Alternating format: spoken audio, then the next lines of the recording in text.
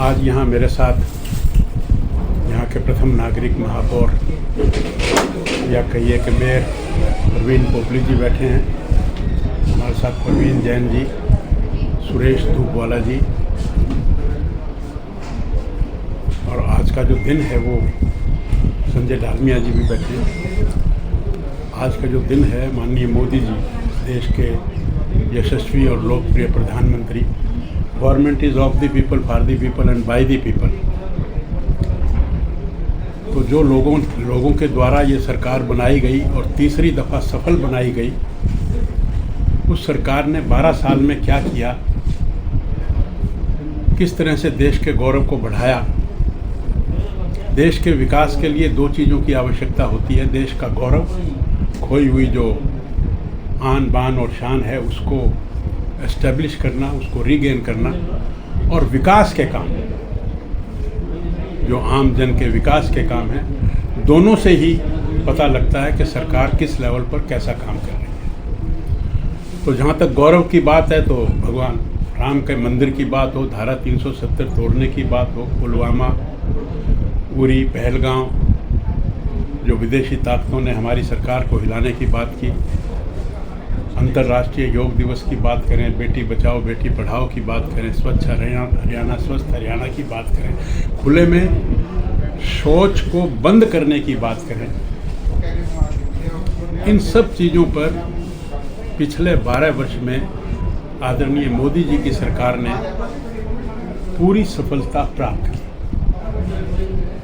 विकास की बात करें, छोटे से छोटे भारतवासी को आत्मनिर्भर बनाने की बात करें, चाहे वो किसान हो, चाहे वो युवा हो, चाहे वो हमारी माँ बहन हो, महिला हो, अनुसूचित जाति के लोग हों, बैकवर्ड सेल्फ के लोग हों, सबको बढ़ाने की बात, उनका सम्मान बढ़ाने की बात, और सिटअप पॉलिसी और स्टैंड अप पॉलिसी, हमारी सरकार जो है वो स्टैंड अप पॉलिसी में विश्वास रखती है।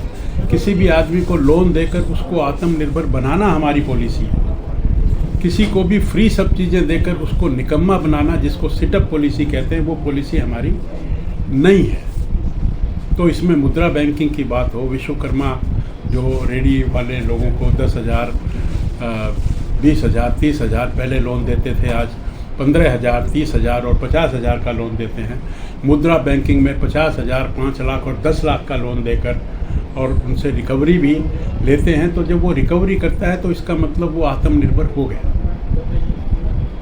किसान सम्मान निधि की बात करें तो हमने किसान सम्मान निधि को भी सम्मान, हमने उनको ये कहा कि इस सम्मान निधि से आप अनेक तरह की जो चीज़ें हैं, जो उनका प्रीमियम है वो भरें, आप फसल की बीमा की जो राशि है वो इसमें से भरें, लेकिन किसान आत्मनिर्भर बने, मुख्य बात ये रखते हुए।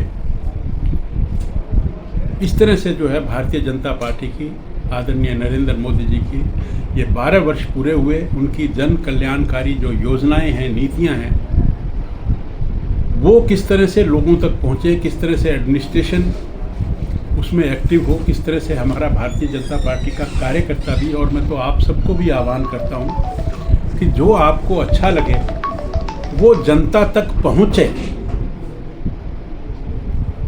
इसी उपलक्ष्य में आज का कार्यक्रम, और ये पूरे देश में मनाया जा रहा है, हमने ये कार्यक्रम किया। सर, आपने प्रदर्शनी का अवलोकन किया, बहुत सारी योजनाएं हैं जिनको प्रदर्शनी में शामिल किया गया, अनेक योजनाएं, अनेक।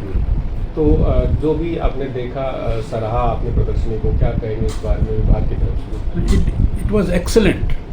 देखिए, बहनों के लिए लखपति दीदी की बात, किस तरह से वो सेल्फ हेल्प ग्रुप बनाकर, देखिए कितनी बड़ी योजना है ये। योजना आज तक तो किसी ने नहीं बनाई। 8-10 हमारी महिलाएं बिनकर थोड़ा थोड़ा पैसा इकट्ठा करके या बैंकों से लोन लेकर और अपने छोटे छोटे काम को किस तरह से आगे बढ़ाकर, और वो लखपति दीदी, ड्रोन दीदी, ये छोटी बात नहीं है। ये हमने जो मूल नागरिक है, चाहे वो महिला है चाहे वो पुरुष है, वो आत्मनिर्भर बने। आत्मनिर्भर भारत का मतलब रोटी कपड़ा और मकान देने से ही केवल नहीं होता, किस तरह से वो वो उसको आत्मिक सुख की प्राप्ति हो, वो जन कल्याणकारी योजनाएं नरेंद्र मोदी जी ने की और उन्हीं का यहाँ पर उल्लेख किया गया है। सर, एक और बड़ी योजना उड़े देश का हर नागरिक, उसमें शायद हिसार भी शामिल है और अभी यात्री सुविधा दिवस कल ही मनाया गया है और उसमें भी ये बात निकल के सामने आई कि नई जो आपने स्वयं कहा कि इस देश का हवाई चप्पल पहनने वाला जो है वो भी हवा की यात्रा करे, इस स्वाभिमान की बात है ना ये तो। अब ये तो हिसार की एक लोकल बात आ गई जिसका मैं जिक्र नहीं कर रहा था, आपने छेड़ दिया तो मैं बता रहा हूँ।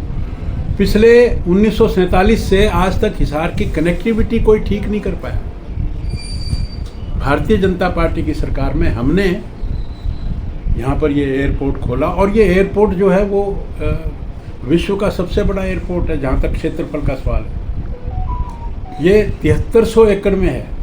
दिल्ली का हवाई अड्डा 5100 एकड़ में है और ये जो बम्बई के और कलकत्ता के, मद्रास के, ये 1500-1600 एकड़ में है और इंदौर के और ये सब तो 600-700 एकड़ में है। 7300 एकड़ वाला तो है ही नहीं कोई।